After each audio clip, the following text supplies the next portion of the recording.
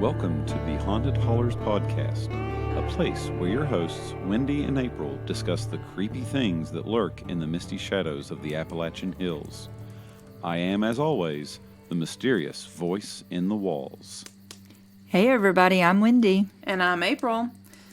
Near Louisville, in southeastern Jefferson County, Kentucky, a rusty old train trestle bridge spans 742 feet across and towers 90 feet above Pope Lick Creek and South Pope Lick Road. The Pope Lick Train Trestle is plagued by a tragic and deadly history. Built in the late 1800s, many people incorrectly assume that this behemoth made of corroded steel beams and wooden tracks is no longer in use.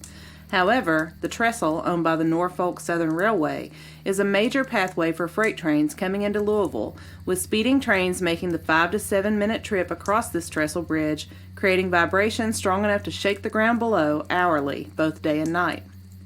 Since at least the early 1940s, rumors of a murderous Goatman with hypnotic powers have circulated amongst locals. According to one variation of the legend, the Pope Lick monster is a bipedal creature that has the strong legs of a goat, covered in thick dark hair, and the pale, ghostly white torso of a man. On its head are two short, sharp horns, nestled in a mop of matted dark hair similar to the hair on the legs. The creature's yellow eyes are set wide on either side of its prominently curved nose. This half-goat, half-man resembles the description of a satyr. However, the similarities to the fun-loving and wild nature spirit in Greek mythology end with this description. The Goatman of Pope Lick is said to appear on the trestle at night with the sole intention of luring people onto the tracks. Some say that he attracts his victims by impersonating the voice of a loved one, or perhaps the panicked cries of an infant or child in distress. Those who hear his call are lured onto the tracks and then mesmerized, frozen in place by the look in his glowing yellow eyes.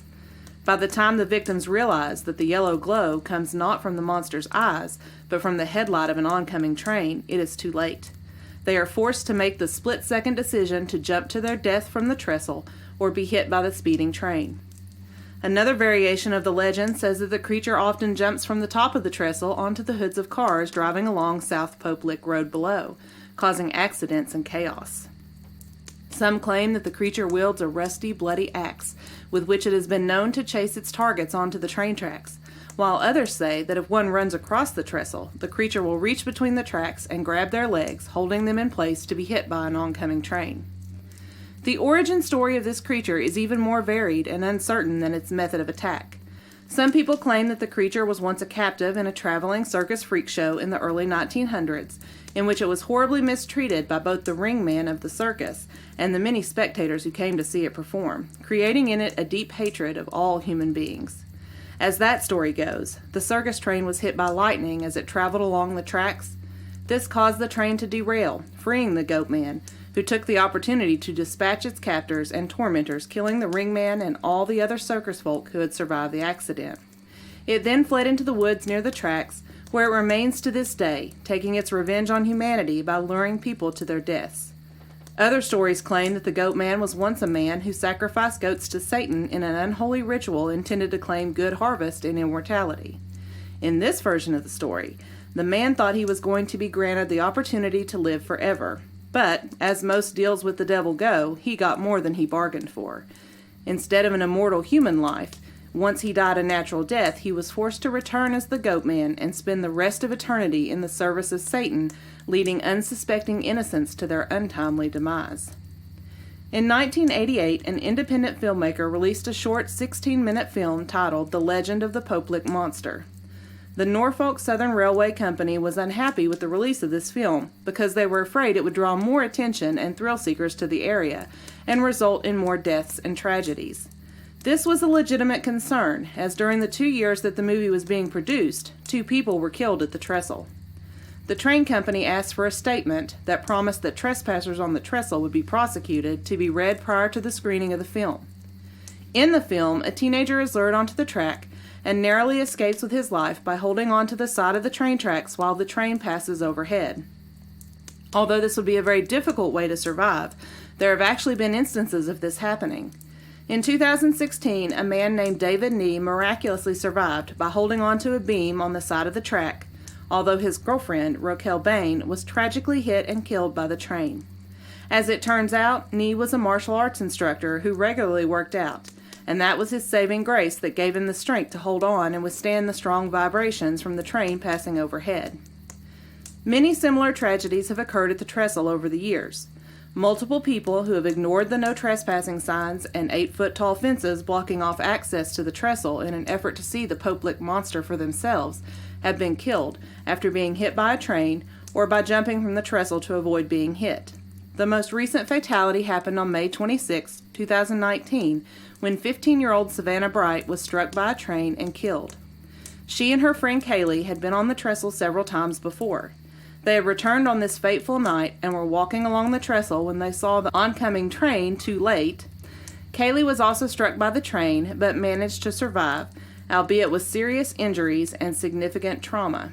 Savannah's Instagram page is still visible, and 2 of her last posts, dated February 26, 2019, feature pictures of the 2 of them sitting on the tracks of the trestle and a video of them walking along the tracks. There are safe ways to see the trestle and search for the Pope Lick monster without risking your life. The Parklands of Floyd's Fork owns the land surrounding the trestle, and there is now a walking track that passes underneath it and connects to other areas of the park. Additionally, during the spooky season, a haunted trail attraction called the Legend of Pope Lick is held at the site.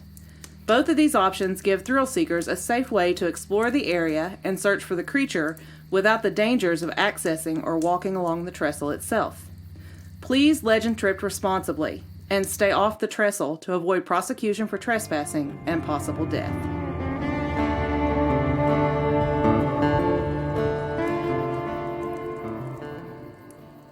And now it's time to break it down. Are you telling me there's a half man, half goat living near this bridge? That's what you're telling me? That's the story. I just want to make sure we got the same invitation to the same party. Yes. Okay. So all of the descriptions of him describe him, and it kind of, it puts me in the mind of a satyr or a fawn, but this is no Mr. Tumnus that we're talking about here. Okay. So I think first thing we should say before we get into this discussion, stay away from the bridge. Stay off the Pope Lick Trestle. Here is one thing we know to be true. The bridge is dangerous. Yes. Trains still go on the bridge. Yeah, they said up to 25 a day in my research. Oh, wow. So I'm going to post some pictures of this train trestle on our Instagram page. And to look at it, you really would think it's abandoned. I mean, it's rusty, it's old looking, it's kind of out in this wooded area. But they say this is a major thoroughfare. So there are like up to 25 trains going across this bridge. Oh, wow. All day, all night, all hours.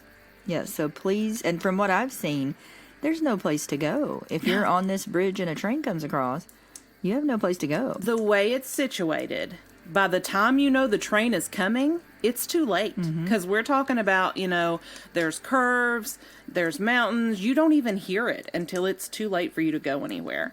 And back in the day, from what I understand, there used to be these like platforms that ran along the side. And I actually read a few cases where that was how they survived. Like they were on the train or tracks, they saw the train coming, and they were able to get onto those platforms, which prevented them from dying. But those platforms aren't there anymore.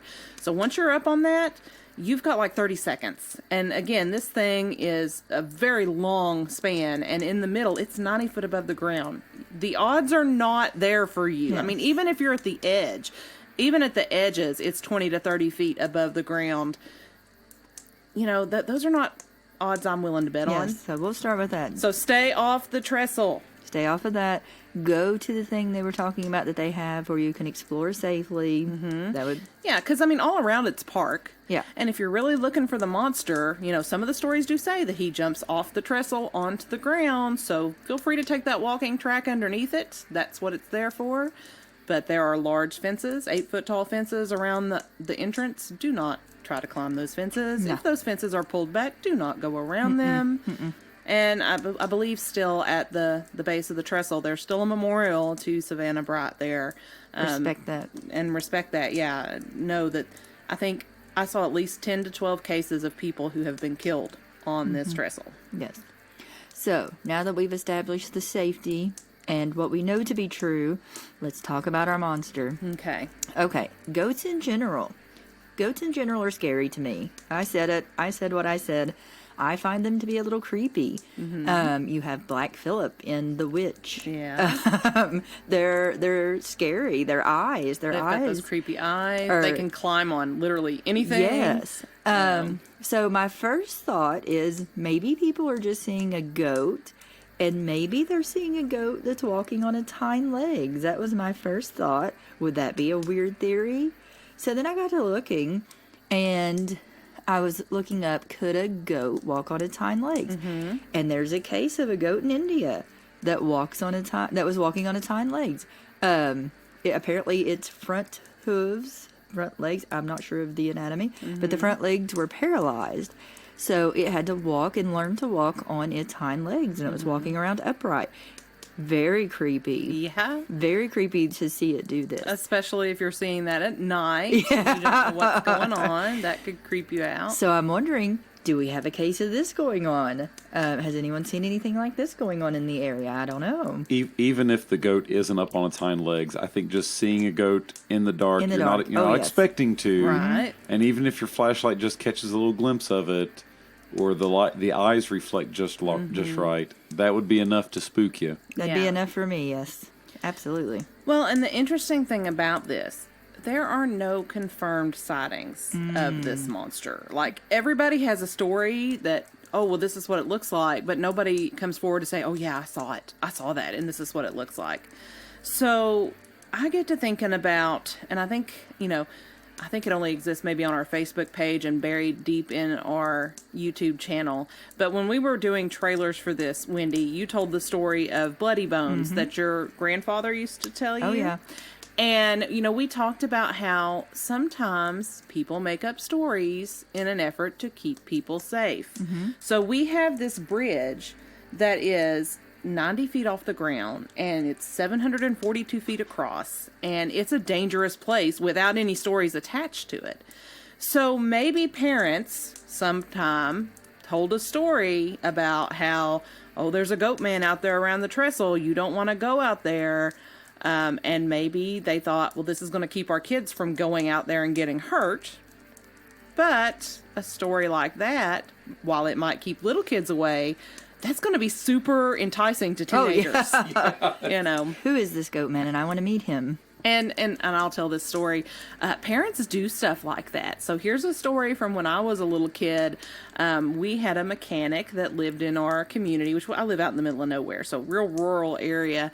And when I was a little girl, my mom would tell me that this particular mechanic, names will not be shared to protect the innocent, would put bad little girls in grease barrels in his garage. And so every time I was doing something bad, do you want me to call so-and-so and have them come get you and put you in a grease barrel?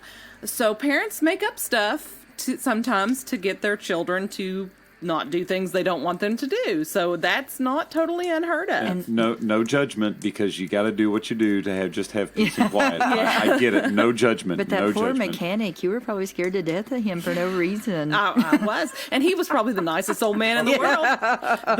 Definitely not a parenting win. Why are all these kids scared of me when I walk around? Like, why do they just run from me? So I tend to believe that that's probably the case here. There's no confirmed sightings. This is a dangerous area.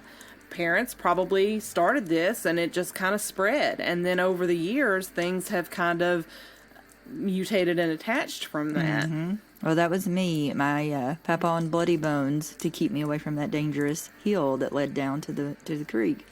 He would tell me that story.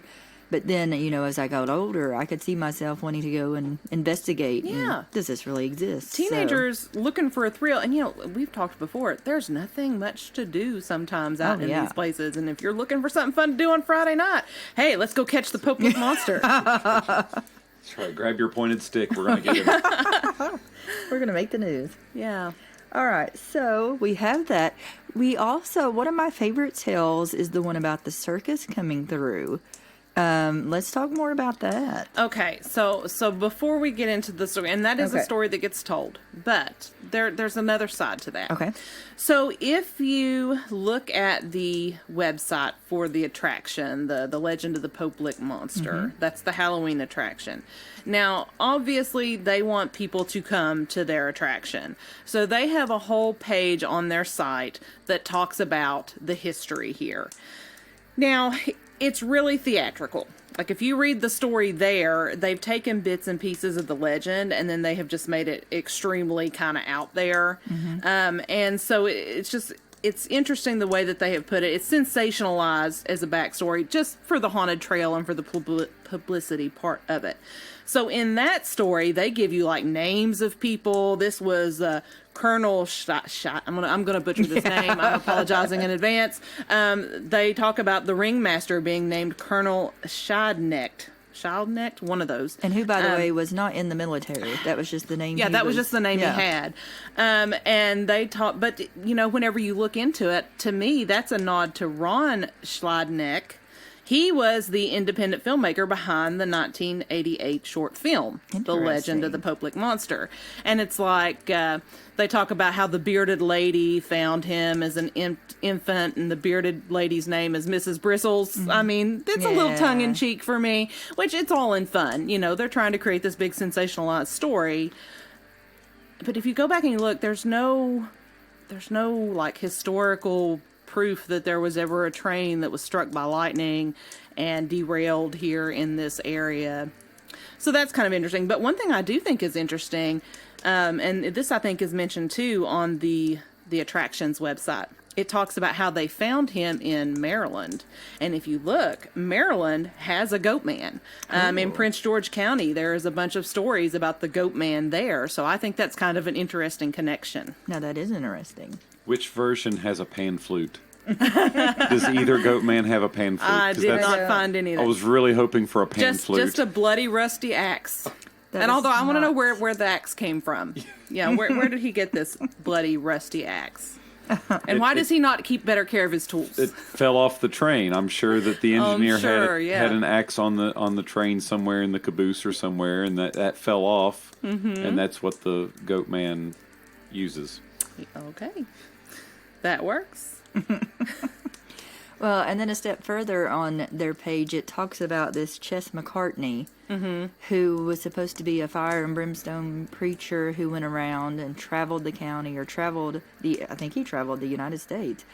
And apparently he had a wagon pulled by goats, which, makes it even more into our story. And then apparently he was alleged to have had a relationship with... every time there's a crazy creature, especially around here, you're going to get that backstory. Yes. You'll hear that one too. With the woman who found the goat boy or goat child, and so it's like, okay, did this person really exist? Was there really? I mean, when you try to dig into the truth, and was there really a man who went around with a wagon pulled by goats? And there's just so much to this. So many things. Yeah. There's a lot to unpack here. Yes. So one of the things, though, and this kind of goes back to our last episode, we talked about how the belief in a thing gives it power. Exactly. And so I really got that vibe with this, thinking about, okay, so realistically, there probably is no Pope Lick monster. There's no sightings. It's just a story that's kind of morphed over the years. But the Pope Lick monster's sole purpose is to lure people onto the tracks and cause their untimely death. And the legend of the Pope Lick monster does exactly that. The belief that people have in this story has led many people onto these tracks to search, which... I mean, just like the legend says, you get a split-second decision. Do I jump, in which I'm probably going to die, or do I stay here, in which I'm most certainly going to die? Or do I try to hold on to the side, which, even though that's happened once, most people are not going to have the strength to do that, Yes, so here's what we know. Areas have their monsters. We have the Jersey Devil, we have Chupacabra, now we have the goat monster. We know how science works. You can't have a half man, half goat. You just can't. That's not how science works. So, and I'm with you.